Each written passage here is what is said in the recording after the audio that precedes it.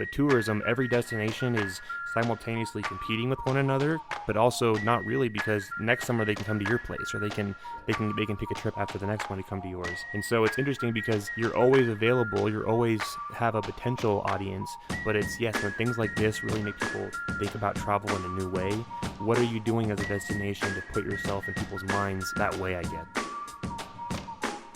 Hello, everyone, and welcome to another episode of the Destination Marketing Podcast. I'm your host, Adam Stoker.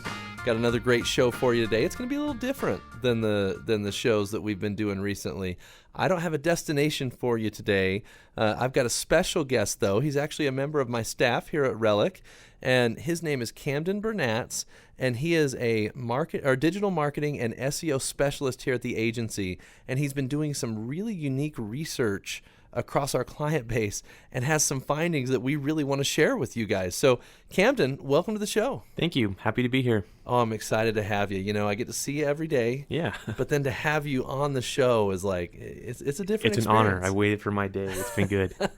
Well, I'm glad to have you. And before we dive into some of the stuff you've been working on, you listen to the show. I make you listen to the show. I enjoy it. So tell me about your dream destination. If you could go anywhere in the world, where would it be? So I don't have one specific destination. It's anywhere tropical appeals to me. I've had this weird phase lately where I've been looking at just like these remote islands that I find on Google Maps and like learn about them, see where there is to stay, and plan a future trip someday. So that's any kind of remote, isolated, tropical kind of place that appeals to me. Let's pick one. Give me an example. Let's say I forget some of the more remote ones' names, but there's this one little place. Is it Marquesas? Is that how you say it? Islands off of the coast of Florida, I think. They what? You get a pass because I have no idea. I might be pronouncing it wrong, but it's this little island chain. It's not that far from Florida, but it's not very as well known as some of the other destinations, and just looks really cool. They have lots of nice beaches and just your classical tropical island kind of feel, but that's a fun one I've been looking at lately. Nice. Okay. All right. So your plan when you get to one of those remote islands is just relax. I'm guessing no phone service is important to you there. I mean, I honestly like relaxing, but I like exploring too. Like I want to go hike around the island, see every different side of it, hike the mountain if there is one. So I like the beaches, but I don't like just sitting and staying on the beaches. I want to go explore what there is and snorkel and do whatever there is to do there. But yeah, I don't sit still when I'm on vacation usually. Nice. Okay. All right. I like it. I feel like I learned something I didn't know about you, Camden, after working with you for a long time. There you are. Okay. What about your favorite trip you've ever been on? So kind of similar, not a remote island, but I probably have to pick kind of the Riviera Maya area of Mexico, Cancun, Playa del Carmen. We went to a resort there a year or so ago and did some exploring in the area. Some of the old ruins are cool. Tulum we went to. And some of the cenotes, those in the middle of the jungle, there'll be a big pool of water that is kind of hidden, and I liked exploring that stuff and experiencing the nature aspect of it, as well as kind of just some of the history, the Mayan, the things left behind by these ancient civilizations, and learning about them. And a lot of it, there isn't as much we know about them. It's kind of a mystery as well, what some of those people were doing or why they were there, why they left. And so just the culture and history of the area, as well as just the outdoor experience, I enjoyed that a lot. Very cool. Sounds like a great trip. And those cenotes, I've seen pictures of them online and stuff, and what a phenomenon. Yeah, and they're all like connected, a lot of them. That's the thing I didn't realize, is they're not just like one here and there. They're often underground, connected through these cool tunnels and stuff people have explored. Oh, no way. Sometimes they go miles and miles, and you pop up in a new cenote, and that's crazy how it all works. Yeah. I had no idea. Yeah. Okay. All right. Interesting stuff. Okay, well, Camden, thanks for coming on today. I want to... first of all, I'll give some background to this. You sent me an email recently with some of the things that you found. You've been monitoring basically website performance for many destinations since COVID hit. And you were doing it before, but really you've been paying close attention since COVID hit. And I started reading the email that you sent to me with your findings, and I said, not only do we need to know this, but every destination may benefit from knowing this. So tell me a little bit about what led you to start monitoring this and how you kind of got to the point where you're like, man, I need to take a closer look. Sure, yeah. So being an agency that's heavily focused in tourism, obviously, we work with a lot of destination clients. And And so we've developed as our agency as to try to help clients respond to the problems of COVID-19 and getting people to come back when it's safe and come back in a safe manner. We've been offering, I think you've talked about it before a little bit, the launch triggers report to help destinations basically decide when is a good time to start advertising for your destination. When is it a good time to invite people to actually come back, and how should that messaging be managed? And so as part of that report, we've helped look at people's at different destinations traffic data to their website, because if no one's coming to your website, it's probably not an indication they want to come to your destination. And so in doing that and pulling some of those reports, I noticed a trend kind of happening that was a little bit different than what I expected, at least. Back in March, when things really kind of started shutting down and the official pandemic was declared as a pandemic, I would have expected that travel to pretty much fall off the map, which for the most part it has. It's been a rough year for tourism. We've all been trying to respond to that. But what I didn't expect is some of these destination clients that I look at their website and look at their data, is some of them not only didn't fall off as far as organic or direct traffic to their website, but they actually climbed and skyrocketed to the point that a few of these have, even to this point of recording this podcast now, months later, have never dropped back down, and they're getting more traffic to their site than the last 16 months plus. And I just want to make sure I ask a clarifying question there. So was that immediate upon because it was like March 17th when, at least in my mind, everything kind of went crazy. Yeah.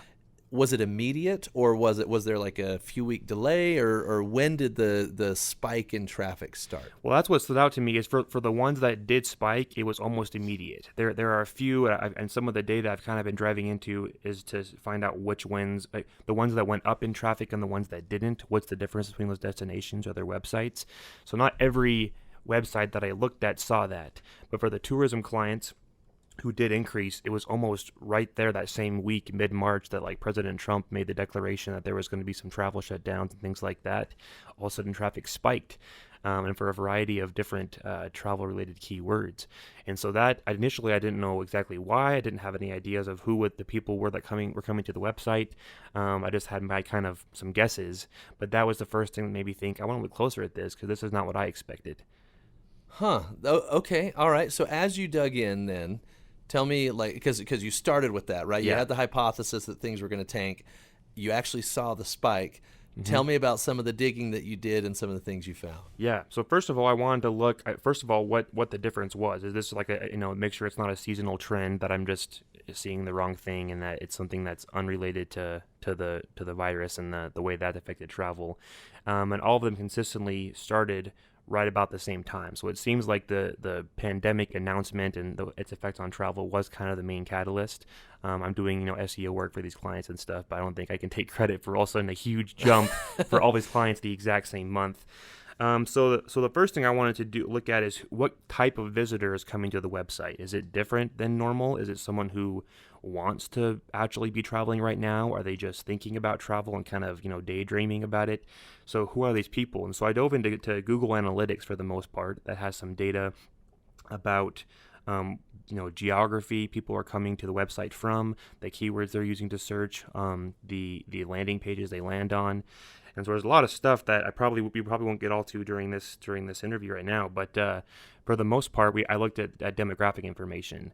And there's an element for those who are familiar with Google Analytics. There's a way you can filter out traffic by what's called in-market audiences or segments, and basically that refers to people who are, if Google determines them to be in market, that means that they've shown behavior online that indicates they're actually looking to make a purchase of some kind. So if someone's in market for a vehicle, for example, they've been to like dealership websites, they've been looking at price comparisons, things like that, and Google determines them probably likely to buy something.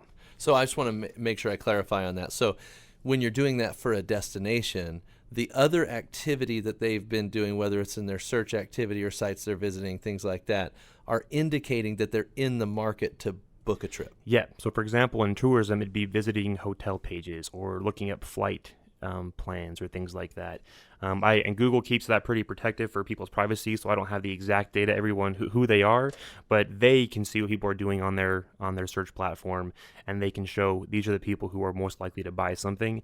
And then they also have what's similar but a little bit different is interest groups.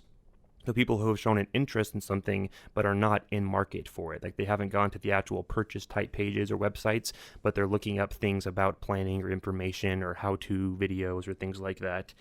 And so what stood out to me is most of these destinations who had this big increase in traffic right around the pandemic, when it finally took hold on travel, was that the people who were coming to these websites, for the most part, weren't in market. There were still some increases in some specific categories, but for the most part, they weren't looking to buy right now, but they were very, very interested in travel. Now, I don't want to read too much into that, especially with just having such a small sample size of just the clients that we work with over here and have access to their website. And let me clarify one thing real quick for our audience, and that's that what we do know 100% is what the data. Yeah. But interpreting that data and saying, okay, why is this happening? There is speculation there, right? Like, of course, yeah. It's not like we had a focus group with people that performed these activities and that were able to share the psychographic insights that come along with that. But I do want to make sure people understand the data is what it is. Mm-hmm.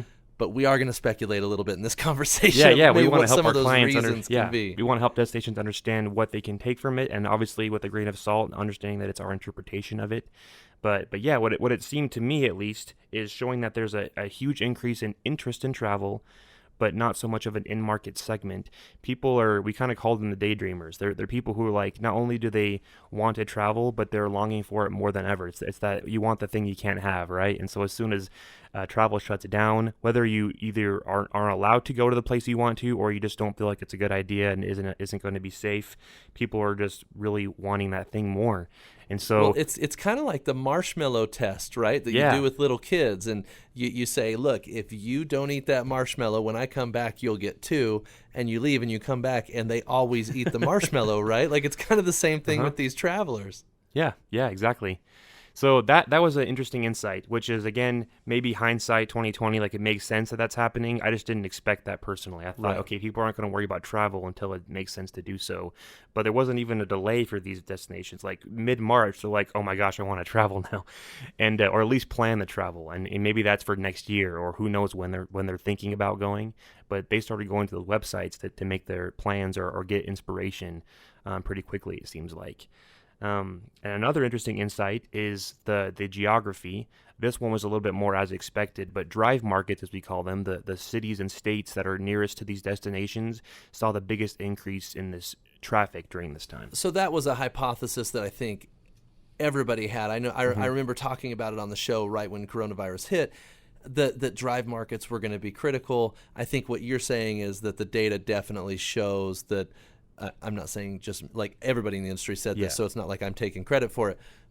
That was a correct assumption. Yes, according to what we have, data. There's definitely an increase, and there was some surprising. There was still some faraway states or something like that might have seen an increase. I saw those for a few different destinations, but the general overall trend is anything a bordering state to your U.S. state. If it was a U.S. destination, they all increased.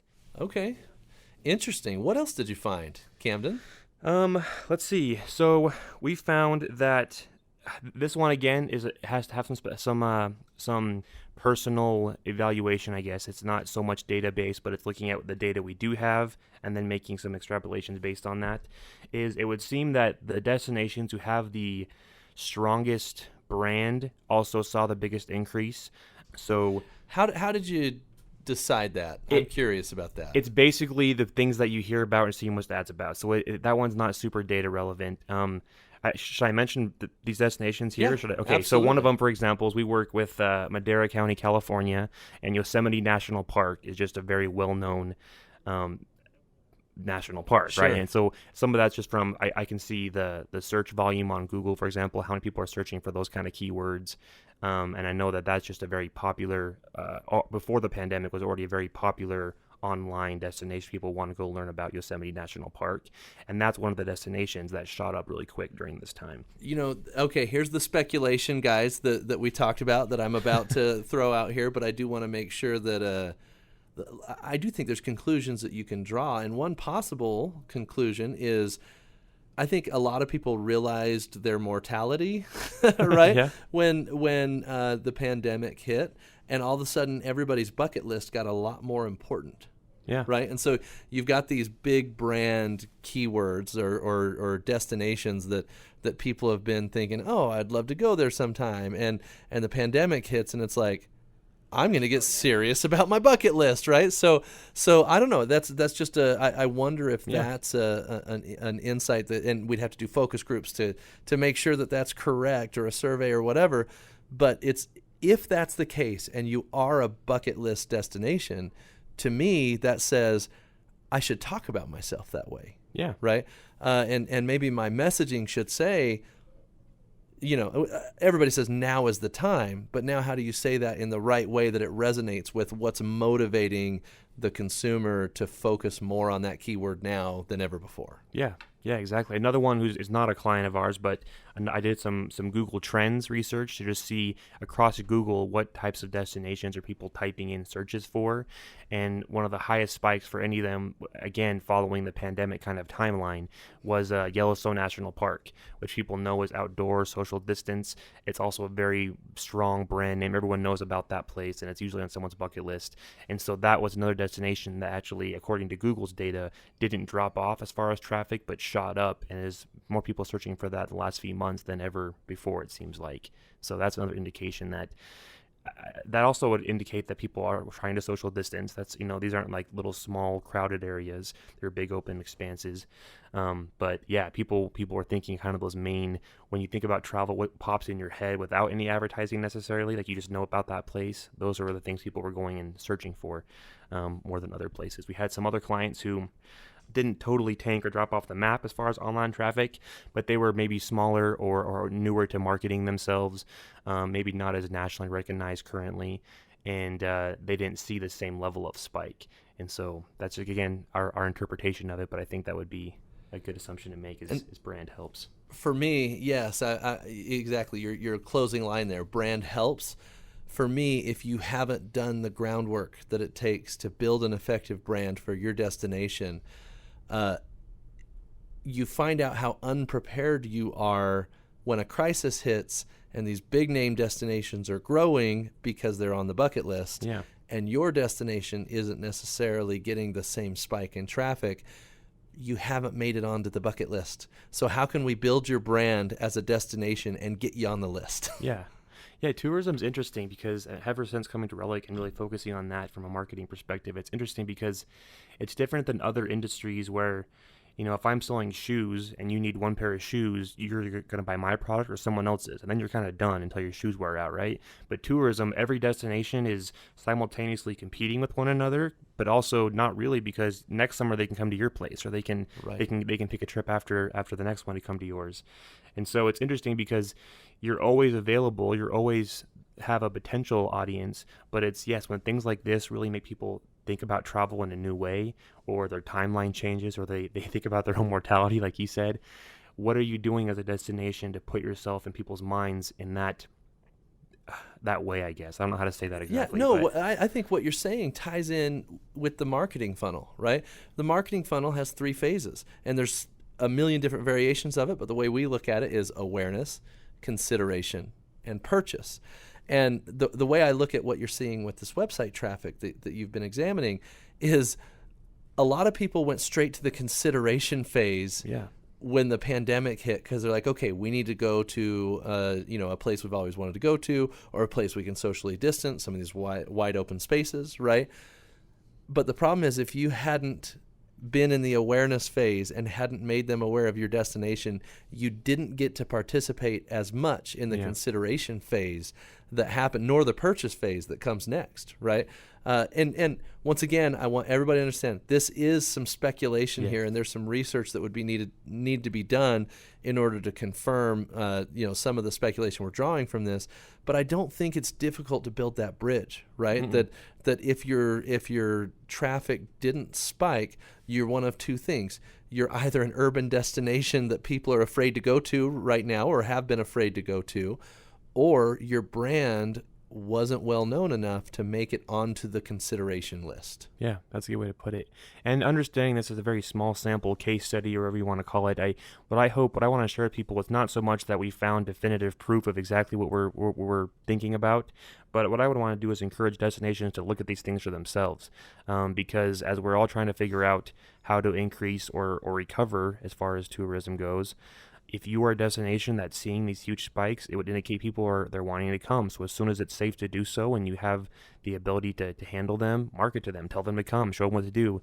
And if you're not, and people are dropping off as far as, visits to your website, for example, that means you maybe need to message a little bit differently. Maybe you need to help gain trust as far as showing the safe things you're doing, or just doing things to get on the map if you're not there. And so I don't know, it's all depending on who you are as a destination, but I just would encourage people to not just wait and then assume things are going to be the same when travel picks up again. This has changed the way people look about travel, and so prepare yourself for that. Well, let's talk a little bit about our process then, because we've got clients that fall into both of these categories, right? The some with the travel spike and some that didn't have the traffic spike, Yeah. and some that didn't have the traffic spike. Well, for the ones that had the traffic spike, if it's me, and we'll use Madera County that you brought up as the example, right? And we have several other national parks that we work with, but we'll use that one. With Madera County, the search volume is related to Yosemite National Park, Yeah. right? Like that's what's happening. So if I'm Madera County, California, and I'm not overloaded with visitation right now, which some national parks, so for example, I chatted with the Smoky Mountain National Park, Jackson County, North Carolina. I chatted with them, and the moment the lockdown ended, they were breaking records. And they broke every room tax generation record that they had ever had. Wow. The 3 months following the lockdown. So we're talking like May, June, July, right? And it may have been June, July, August. I can't remember. It was one of those two. But as soon as the lockdown ended, and, I look at that and I say, okay, well, if there's a destination that sees this spike in volume, traffic, right, and they're not experiencing these record-breaking times, my advertising is shifting entirely to advertising the national park. Yeah. Right? Because we know that that's what people are looking for right now. And unless you've got a traffic problem or too many people, look, everybody needs to be represented in your tourism advertising. The real challenge that we have is that the politics of every destination is that all the stakeholders want to be represented. But the low-hanging fruit right now is those highest search keywords. And if we are trying to keep the businesses within our destination open and give them the support that they need, the best chance of capturing the traffic from that consideration phase is by using that big rock attraction like the national park. Yeah, exactly. Another good example of that is we work with San Juan County, Utah, which is Monument Valley covers part of that county. And that's kind of one of their main draws, or as far as a keyword organic traffic perspective. And I do work on their website, and so I've been seeing their data for about a year now. And starting in March, almost all of their top 10 keywords that drive traffic are things like, is Monument Valley open? Can I travel to Monument Valley? When is Monument Valley going to be available? Monument Valley COVID-19, things like that. It's all Monument Valley, which is a good and a bad thing. You want to repeat all your county. You want people to come for other reasons as well. But like you said, if that's what gets them there, then make sure that your Monument Valley page, for example, is directing to local lodging options or restaurants or other nearby attractions that are safe to visit. Just as an example, is you use the traffic that's coming in and help show them what to do, but use that as like what you're promoting. Get them there with the big rock attraction, and then work on your visitor distribution plan once they get there or during the trip planning phase. So for example, if I use let's use Monument Valley. If I use Monument Valley to get them to book the trip, I should be sending a follow-up email with a get off the beaten path itinerary for them to help them plan their trip, right? So some interesting things that you can do, and on the example that you use with Monument Valley, the thing that stands out to me is those questions. Like, these are questions. Is it open? Can I visit? How do I, whatever, right? And I look at that, should our advertising then be answering those questions proactively? Should our Facebook ads say, Monument Valley is open, right? Or, it is safe to visit. Here's how. Click through to find out how. Or maybe we create a piece of content called The Traveler's Guide to Monument Valley, right? And we start we know there's questions. I mean, those are the search keywords, right? So now do we build our content or our advertising plan to match the answers to those questions? Yeah, exactly. And that's something that's going to be, data is going to be a little bit different for every destination. So yeah, look at the keywords. What are people searching that lands them on your page? Is it more of a I'm ready to come now type of messaging? If so, tell them to come now and how to do it. If they seem to be more kind of hesitant, or the daydreamers that are thinking about travel, then that message is going to change again. But yeah, by knowing that information, the traffic alone to your website, you still need to break that down, understand where it's coming from, why they're coming. One other thing I wanted to share as well, I found, is looking at demographic information, was also the difference in age and how the generational differences, and as far as what they're looking for and when they're coming. So I looked at 3 different counties of those 3 that I initially found that had jumped up in traffic, and looked at the age breakdown as far as the generational difference and how they came to the website, or if they increased or decreased.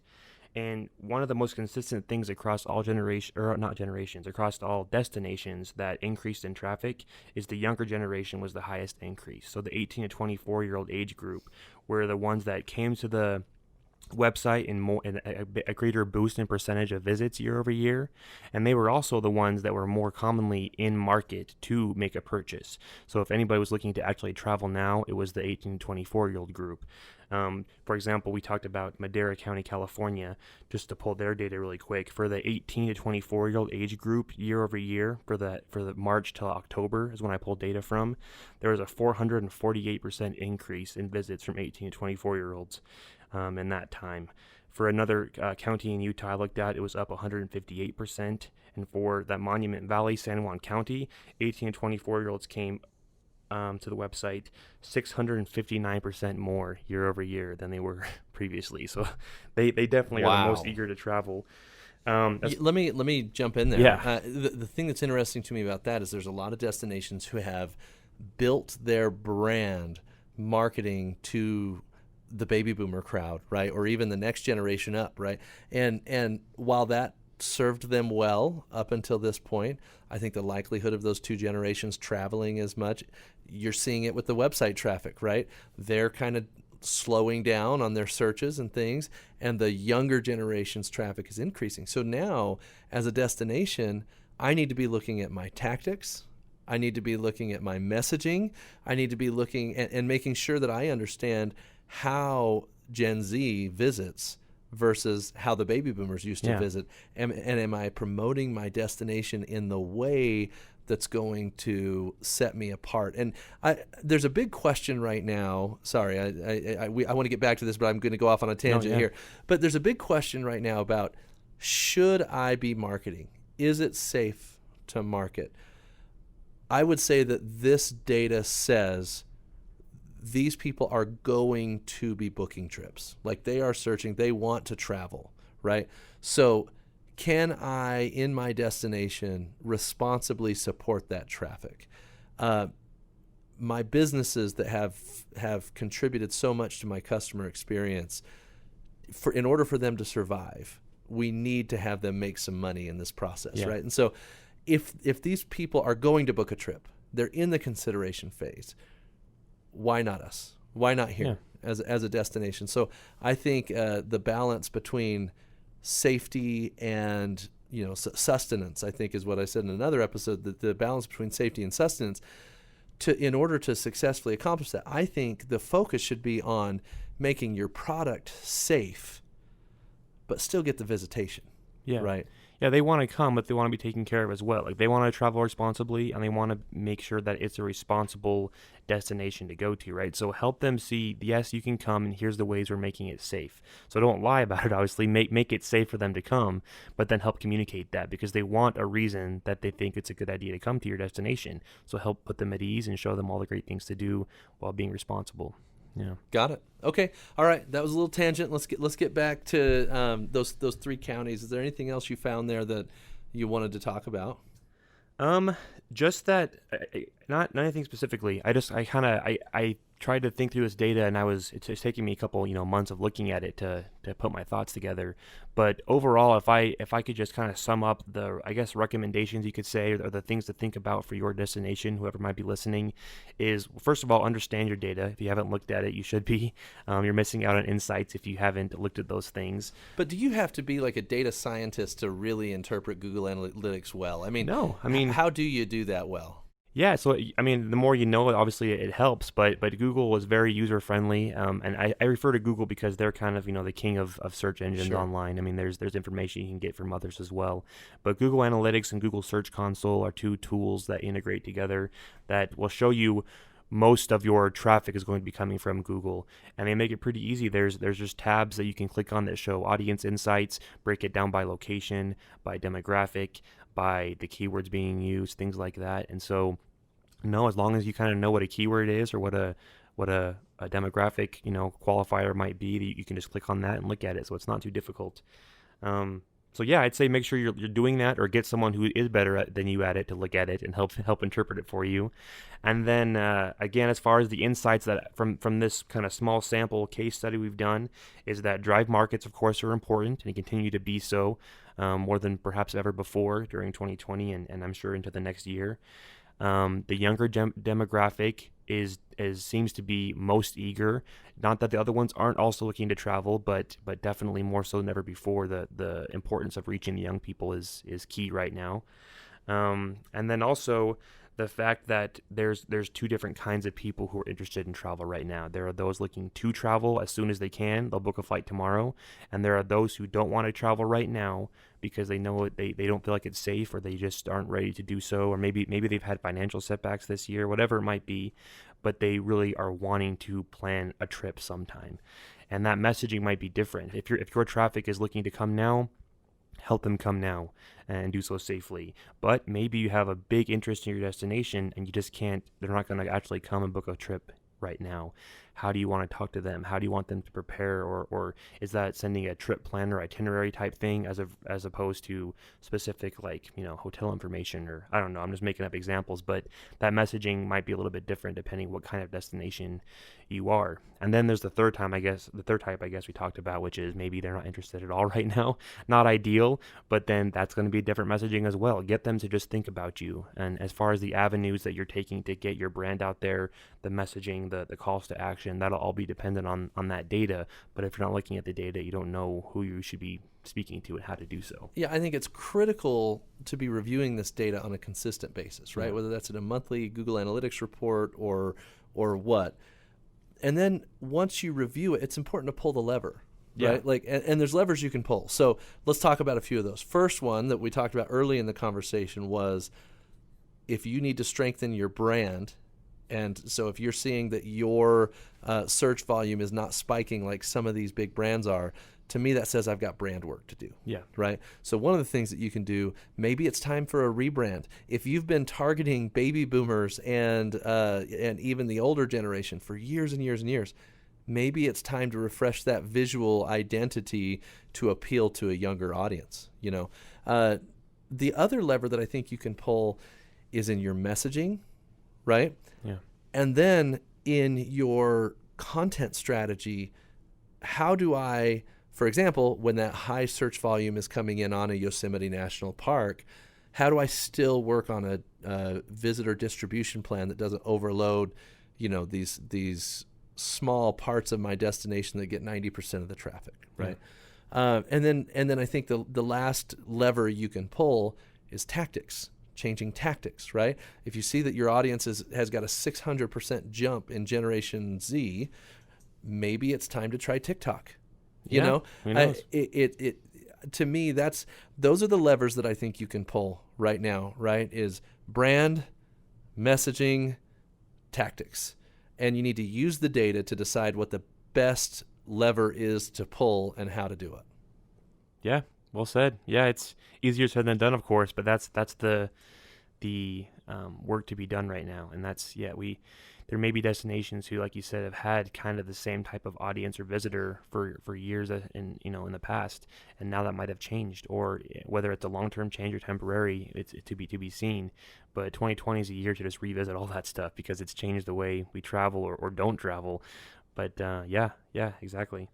Camden, this is nice work, man. I mean, what a good piece of deep dive that you've done here. Thanks. Yeah, for what it's worth. I mean, if nothing else, I hope it gets people thinking about this stuff for their own destination. But yeah, it was interesting for me to go through, and if nothing else, it helped me realize that we shouldn't just assume the way things are going to affect our industry.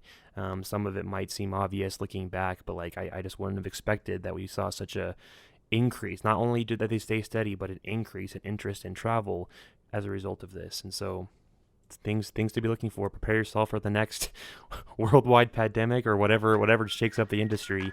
But the more we're prepared, the better we'll be to respond to it, obviously. Awesome. Well, thanks, Camden. Appreciate your time. Thank you. Appreciate it. All right, everybody. This has been another great episode of the Destination Marketing Podcast. If you heard something interesting, don't wait. Action on it now. And thanks for listening. We'll talk to you next week.